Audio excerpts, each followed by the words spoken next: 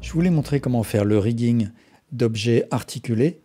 Donc ça peut être un objet manufacturé, une machine, un robot, etc. Et on va voir deux méthodes. Et ce type de rigging se distingue de ce que je peux faire pour un objet souple, par exemple un personnage, un animal, de la végétation. Et je renverrai à des tutoriels que j'ai fait sur ce sujet. Alors je vais faire quelque chose de très simple. Je vais utiliser mon cube comme tête de mon robot. Et ensuite, je vais le dupliquer sur Z. En mode Edit, je vais faire un scale. Et puis un scale sur Y. Donc ça va être mon corps. Ensuite, je vais dupliquer ce cube. Et en mode Edit, je vais faire un scale sur Z. Et un scale sur Y. Et je vais dupliquer ce bras. Et je vais le mettre à la même distance. Donc ici, je peux voir que je suis à 3, je vais mettre 3,8 sur X.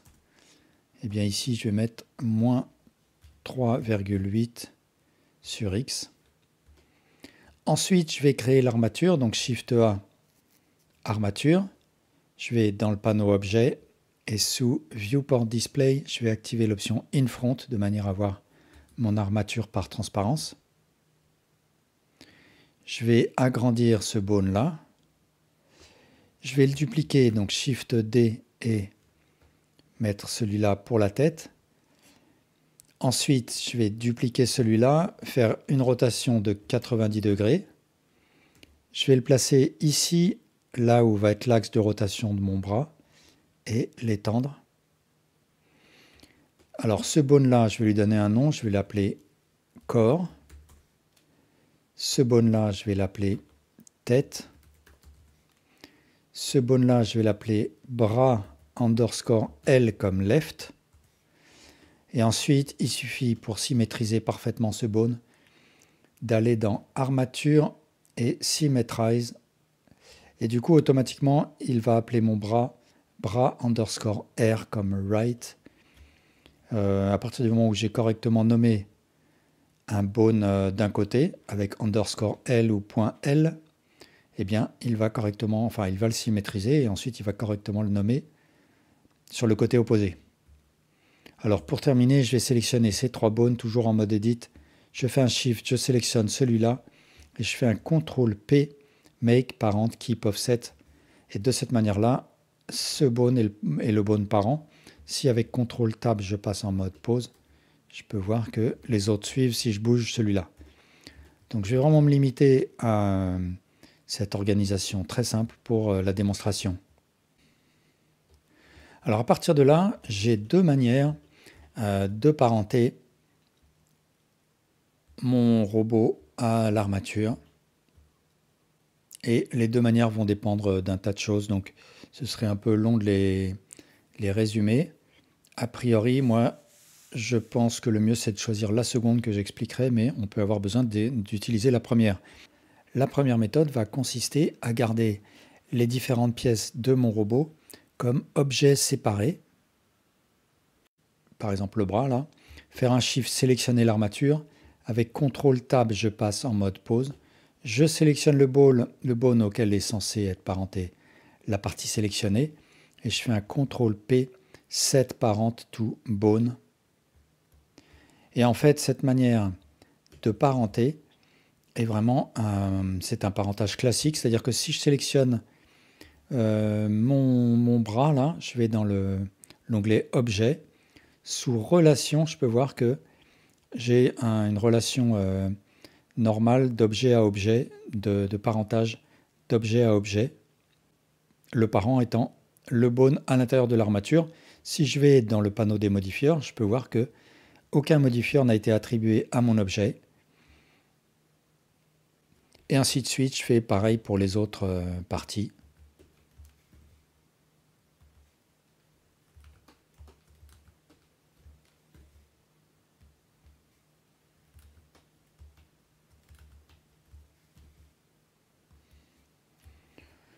Et maintenant, mon objet est complètement rigué. Et si je fais Alt R, Alt G, Alt S, je reviens à la pose par défaut.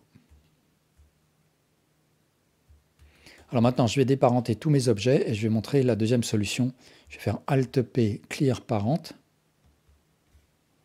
Donc cette fois-ci, mes bones ne sont plus parentés.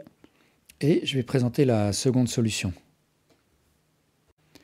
Donc seconde méthode, ça va consister à utiliser l'armature déforme. Et dans ce cas-là, on va sélectionner tous nos objets et les joindre. Donc je vais sélectionner en dernier, par exemple, le corps.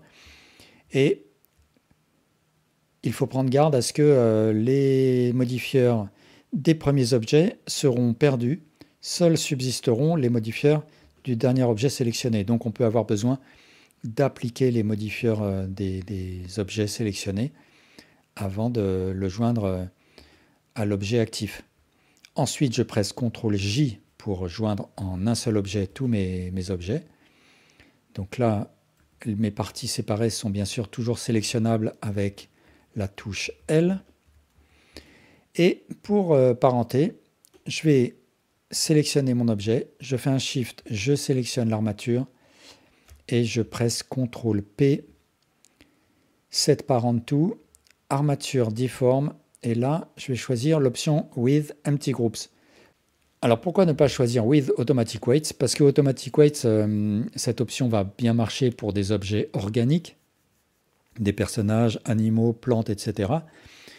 Mais elle va attribuer automatiquement les vertices à des vertex groups, ce qui, dans le cas d'une machine, peut faire que certaines pièces vont être déformées par certains bones, alors qu'on ne le souhaite pas. Donc moi, ce que je vais choisir, c'est With Empty Groups. Donc ce qui se passe, c'est que ça a attribué à mon objet un modifieur armature. Dans le panneau Data, je peux voir que ça m'a créé autant de vertex groups qu'il y a de bones. Donc les vertex groups ont le même nom que les bones de mon armature. Par contre, aucun des vertices de mon objet n'ont été assignés à ces vertex groups. C'est moi qui vais le faire manuellement. Donc par exemple, je vais sélectionner ce mesh-là et je vais l'attribuer au vertex group bras_L et ainsi de suite. Tête. Là, ça va aller à bras_R.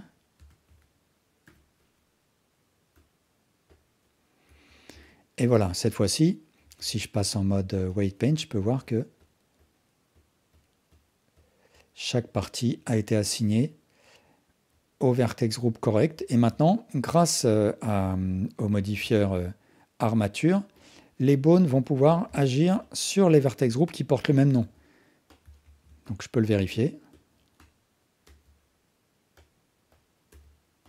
Et mon objet est prêt à être animé. Donc bien sûr, je ne rentre pas dans toutes les subtilités comme créer des contraintes IK, etc.